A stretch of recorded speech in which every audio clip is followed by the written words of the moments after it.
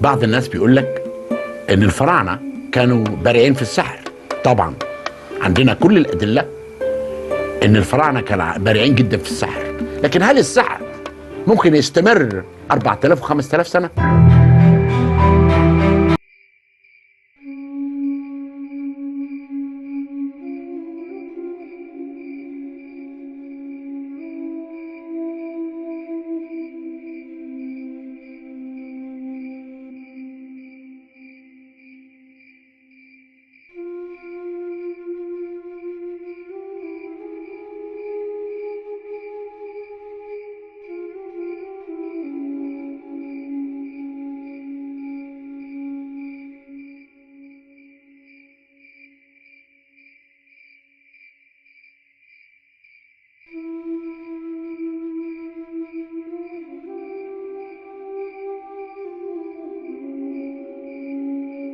لورد كارنافون في فبراير سنة 1923.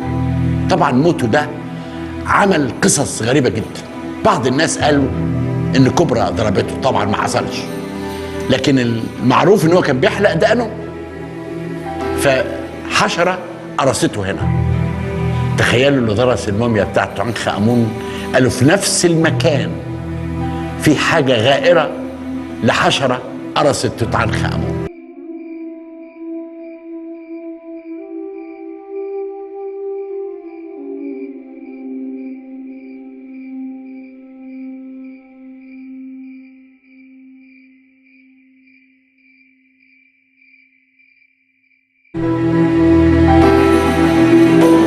لورد كارنافون اتنقل القاهرة، وقالوا ان في الوقت اللي روحه طلعت فوق الكلب بتاعه في نفس الوقت مات في القلعة بتاعته في انجلترا. وقالوا في الوقت ده كان النور بيطفي وبيعلى، يطفي ويعلى، وبعد كده مات. طبعا الكلام ده قلب الدنيا كلها، وبدأ الناس تتكلم عن لعنة توت عنخ آمون.